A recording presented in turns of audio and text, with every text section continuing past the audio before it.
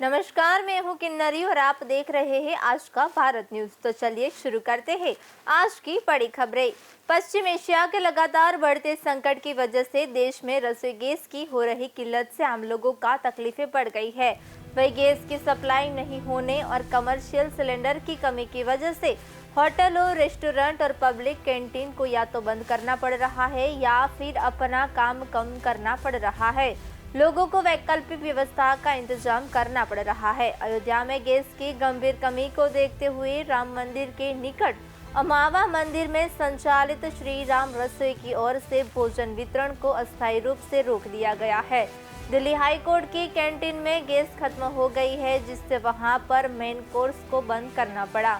मुंबई के कई होटलों को अपनी कैंटीन बंद करनी पड़ी है या फिर मेनू में कमी लाई गई है। वहीं दक्षिण में चेन्नई और तमिलनाडु के कुछ हिस्सों में होटलों और रेस्टोरेंट के एक वर्ग ने कमर्शियल एलपीजी सिलेंडर की सप्लाई नहीं होने की वजह से अपने कर्मचारियों को छुट्टी देनी पड़ गई।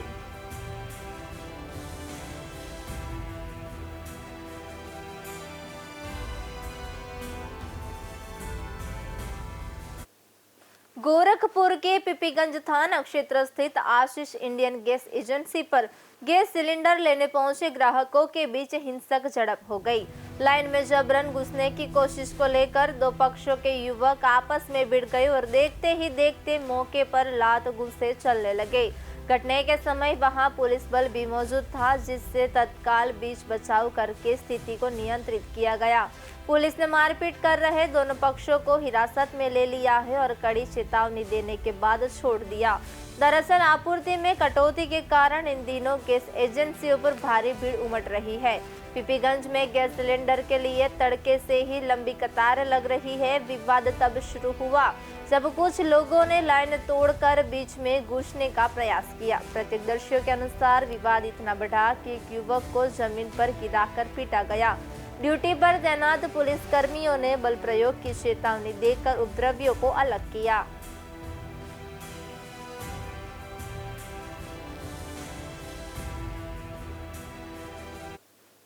अमेरिका, इजरायल और ईरान के टकराव के चलते समय से ज्यादा संकट पेट्रोलियम उत्पादों पर है। भारत में भी गैस की कमी महसूस की जाने लगी है और कई उद्योग इससे प्रभावित हो रहे हैं। अब आशंका है कि गैस की इस किल्लत का असर ट्रेन में मिलने वाले खाने पर भी पड़ेगा। इसी को ध्यान में रखते हुए Indian railway catering and tourism limited ने खाने की सप्लाई करने वाले वेंडर से कहा है कि वे खाना बनाने के लिए गैस के बजाय माइक्रोवेव ओवन, इंडक्शन चूल्हे का इस्तेमाल करें। आईआरसीटीसी ने यह भी कहा है कि रेलवे स्टेशनों पर फूड प्लाजा, रिफ्रेशमेंट रूम और पब्लिक मील जैसी कैटरिंग सुविधाएं स्थिति के लिए तैयार रहे, ताकि अगर गैस सप्लाई में कोई दिक्कत भी आए तो यात्रियों के खाने पर असर न पड़े। रेलवे का कहना है कि यात्रियों को खाना देना उसकी प्राथमिकता है और इसलिए तैयारी पहले से ही चल रही है।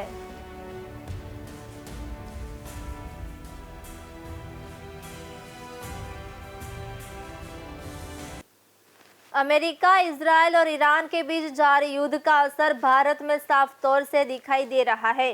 देश के ज्यादातर हिस्सों में घरेलू और कमर्शियल एलपीजी गैस सिलेंडर की किल्लत है। उत्तर प्रदेश की राजधानी लखनऊ में कमर्शियल गैस की कमी से होटल चलाने वाले और छोटे मोटे स्टॉल पर चाय बेचने वाले दुकानदार भी प्रभावित हुए हैं। कमर्शियल एलपीजी संकट के कारण चाय विक्रेताओं को फिर से कोयले के चूल्हे का इस्तेमाल करने के लिए मजबूर होना पड़ रहा है।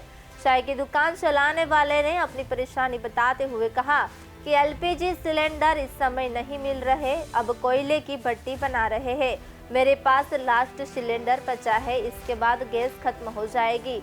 यहाँ कस्टमर लगातार आते रहते हैं, किसी भी तरह से रोजगार तो करना ही है।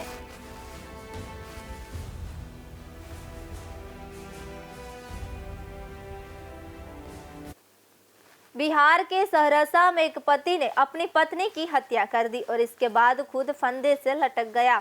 घटना जिले के बनगांव थाना क्षेत्र की है। पुलिस ने एक ही कमरे से पति पत्नी के शव को बरामद किया है।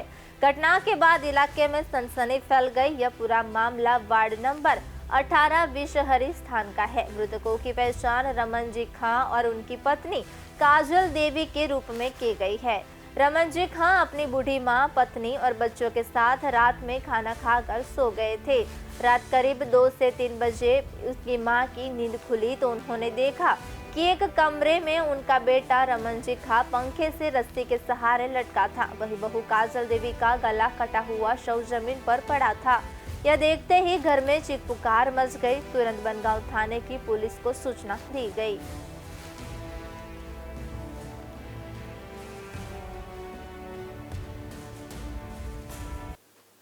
साबरकांठा जिले के विभिन्न विकास कार्यों के शिलान्यास और लोकार्पण कार्यक्रम में पहुंचे मुख्यमंत्री भूपेंद्र पटेल ने साबरकांठा के सलाल में tropic of cancer science park का उद्घाटन किया।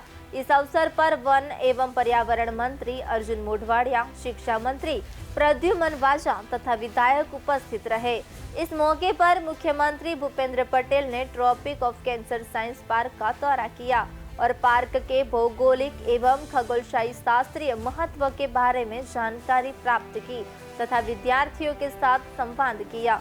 उल्लेखनीय है कि गुजरात सरकार के विज्ञान और प्रौद्योगिकी विभाग के अंतर्गत कार्यरत Gujarat council on science and technology ने कर्करेखा के वैज्ञानिक महत्व के बारे में जागरूकता और समझ बढ़ाने तथा विद्यार्थियों, शिक्षकों, शोधकर्ताओं और आम नागरिकों के लिए इसे एक महत्वपूर्ण शैक्षणिक और शोध केंद्र के रूप में विकसित करने के उद्देश्य से tropic of cancer science park का विकास किया है। साबरकांठा जिले के हिम्मतनगर हाईवे पर सलाल में लगभग 8 करोड़ रुपए की लागत से 5,930 वर्ग मीटर क्षेत्र में tropic of cancer science park विकसित किया गया है, जहां से कर्क रेखा गुजरती है।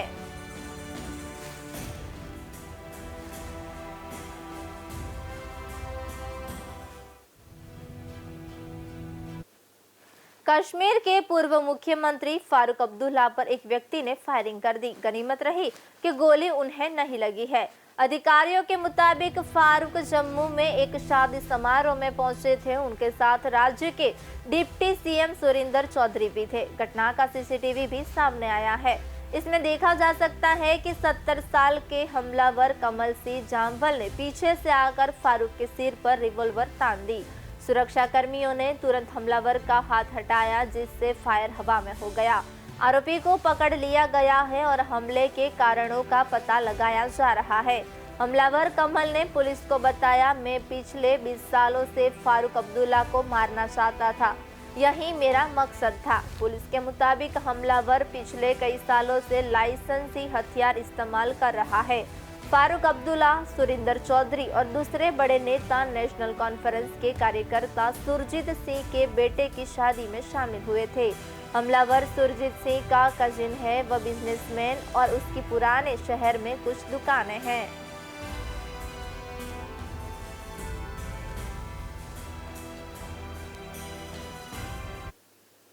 दिल्ली से सटे नोएडा में सेक्टर 4 स्थित एक बिजली का मीटर बनाने वाली कंपनी में आज सुबह भीषण आग लग गई। आग इतनी भयावह थी कि पूरी इमारत धुएं के गुब्बार में तब्दील हो गई। हादसे के वक्त फैक्ट्री के अंदर 240 कर्मचारी काम कर रहे थे, जिनमें से कई लोग आग की लपटों के बीच फंस गए। घायलों को एम्बुलेंस के माध्यम अस्पताल में भर्ती कराया गया है। दमकल की 25 से ज्यादा गाड़ियां मौके पर मौजूद है। आग को बुझाने का काम जारी है। आग लगने के बाद धुएं का गुब्बार कई किलोमीटर दूर से देखा जा सकता है।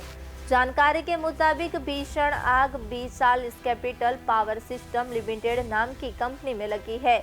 आज सुबह करीब 5:30 बजे अचानक ही आग लग गई। जहां आग लगी वो 3 मंजिला इमारत है, जहां बिजली के मीटर बनाने का काम किया जाता है। जिस वक्त आग लगी, नाइट शिफ्ट के कर्मचारी फैक्ट्री के अंदर मौजूद थे। देखते ही देखते आग ने विकराल रूप धारण कर लिया, जिससे पूरी फैक्ट्री में हड़कंप मच गया। अपनी जान बचाने के जहद में करीब 26 कर्मचारी गंभीर रूप से घायल हो गए हैं। कई लोगों को बचाव दल ने इमारत की खिड़कियां तोड़कर इन कर्मचारियों को सुरक्षित बाहर निकाला। घायलों को तुरंत पास के अस्पतालों में भर्ती कराया गया है, जहां उनका इलाज जारी है। सूचना मिलते ही पुलिस के आला अधिकारी और फायर ब्रिगेड की टीम मौके पर पहुंची। दमकल की 25 यूनिट्स को काम पर लगाया गया है। दमकल कर्मी जान जोखिम में डालकर इमारत के अंदर फंसे लोगों को निकालने और आग पर काबू पाने की कोशिश कर रहे हैं। Joint commissioner law and order Rajiv Narayan Mishra ने बताया कि फिलहाल प्राथमिकता आग को बुझाने और घायलों को बेहतर इलाज मुहैया कराने की है। शॉर्ट सर्किट या किसी अन्य कारण से आग लगी, इसकी जांच पुलिस और फायर विभाग द्वारा की जाएगी।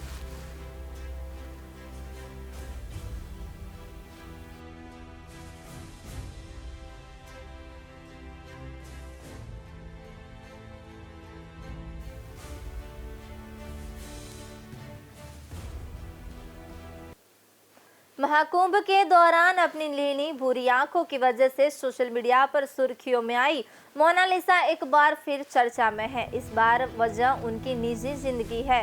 बताया जा रहा है कि मोनालिसा ने अपने मुस्लिम प्रेमी फरमान के साथ मंदिर में शादी कर ली है। दोनों की शादी का एक वीडियो भी सामने आया है जो सोशल मीडिया पर तेजी से वायरल हो रहा है।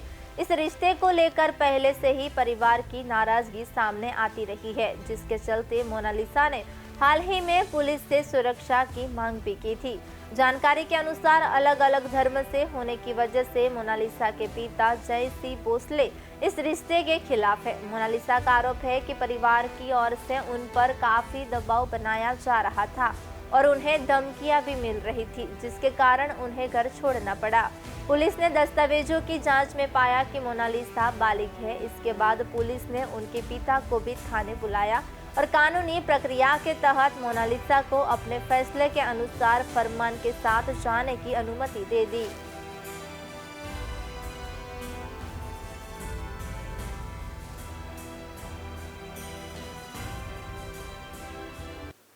जम्मू कश्मीर के सीमावर्ती जिले पुंछ में निया ने आज फिर पुंछ और सुनरकोट इलाके के कई स्थानों पर छापेमारी की।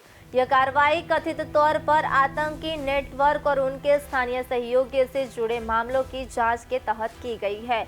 यह कार्रवाई कथित तौर पर आतंकी नेटवर्क और उनके स्थानीय सहयोगियों से जुड़े मामलों की जांच के तहत की गई है। सूत्रों के अनुसार एनआईए की टीमों ने स्थानीय पुलिस और सुरक्षा एजेंसियों के साथ मिलकर कई संदिग्ध ठिकानों पर तलाशी अभियान चलाया। कश्मीर में लगातार इस तरह की कार्रवाई चल रही है जिसमें आतंकवादी गतिविधियों पर लगाम लगाई जा सके। जानकारी के अनुसार छापेमारी के दौरान कुछ दस्तावेज, मोबाइल फोन और अन्य डिजिटल उपकरण भी जब्त किए जाने की जानकारी सामने आई है, जिनकी जांच की जा रही है। बताया जा रहा है कि यह कार्रवाई सीमावर्ती क्षेत्रों में सक्रिय आतंकी मॉड्यूल, घुसपैठ और उनके सहयोगी के नेटवर्क को तोड़ने के उद्देश्य से की गई है। जांच एजेंसी यह पता लगाने की कोशिश कर रही है कि क्या इन लोगों के सीमा पार बैठे आतंकियों से संपर्क थे या नहीं। क्या ये लोग उनके लिए काम तो नहीं कर रहे थे।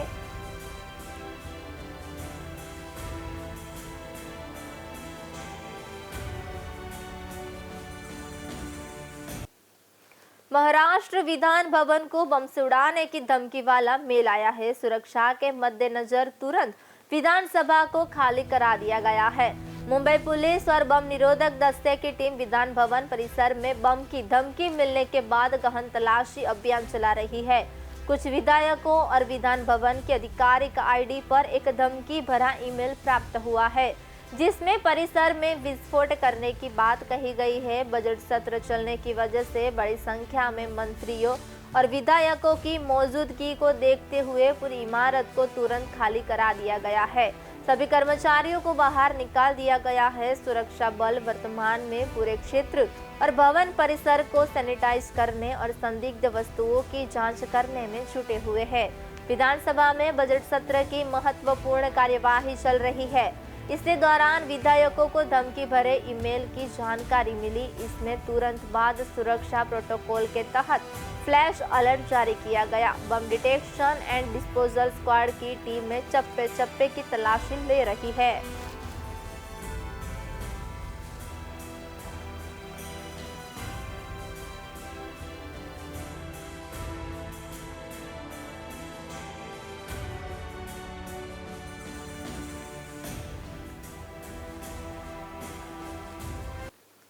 लोकसभा में विपक्षी सांसदों ने एलपीजी सिलेंडर क्राइसिस के मुद्दे पर जमकर हंगामा किया। संसद की कार्यवाही शुरू होने के साथ ही विपक्षी सांसदों ने नारेबाजी शुरू कर दी। लोकसभा में नेता प्रतिपक्ष राहुल गांधी व अन्य सांसदों ने नरेंद्र भी गायब, सिलेंडर भी गायब के नारे लगाए। नेता प्रतिपक्ष राहुल गांधी ने कहा कि पीएम मोदी देशवासियों से कहते हैं कि घबराने की जरूरत नहीं है, लेकिन वह खुद घबराए हुए हैं, वह भी बिल्कुल अलग वजहों से। वह एप्स्टीन और अडानी के चलते पैनिक में है। कांग्रेस अध्यक्ष मल्लिकार्जुन खड़गे ने जम्मू कश्मीर के पूर्व सीएम फारूक अब्दुल्ला पर गोली चलाने का मुद्दा उठाया। खड़गे ने कहा कि क्या फारूक को मारने का इरादा है। शिवसेना एमपी संजय राउत ने कहा कि केंद्र सरकार एलपीजी की कमी, पेट्रोल और डीजल की कमी के बारे में बात नहीं कर रही है। यह स्थिति लोगों में डर पैदा कर रही है।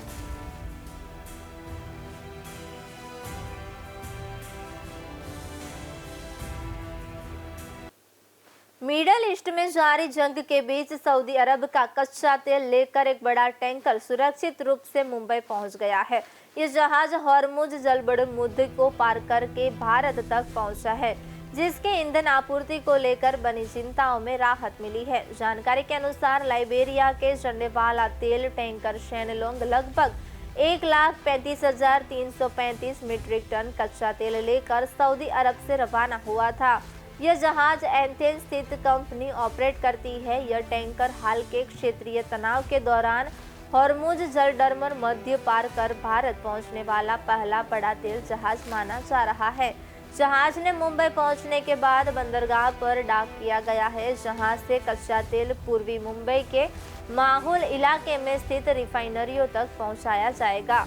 सूत्रों के अनुसार सुरक्षा कारणों से जहाज ने संवेदनशील समुद्री क्षेत्र से गुजरते समय अस्थायी रूप से अपना एएस ट्रैकिंग सिस्टम बंद कर दिया था। यह सिस्टम जहाज की लोकेशन दिखाने के लिए इस्तेमाल किया जाता है।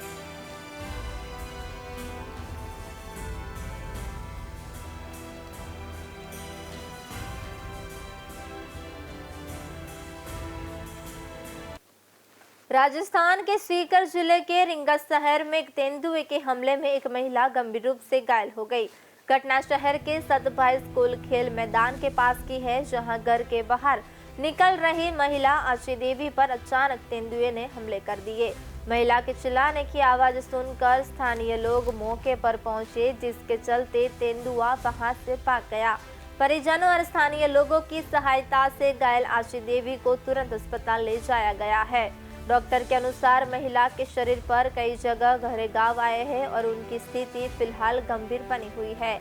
सबसे बड़ा घाव महिला की सीधी आंख के ठीक ऊपर है। फिलहाल उनका इलाज जारी है। घटना की सूचना मिलते ही स्थानीय प्रशासन और पुलिस महकमा सक्रिय हो गए हैं, जिससे उपखंड अधिकारी ब्रजेश कुमार ने स्थिति का जायजा लेते हुए पुलिस प्रशासन को सतर्क रहने के निर्देश दिए हैं। तेंदुओं की मौजूदगी की सूचना के बाद वन विभाग को सूचित किया गया। इस घटना के बाद स्थानीय निवासियों में सुरक्षा को लेकर चिंता बढ़ी हुई है।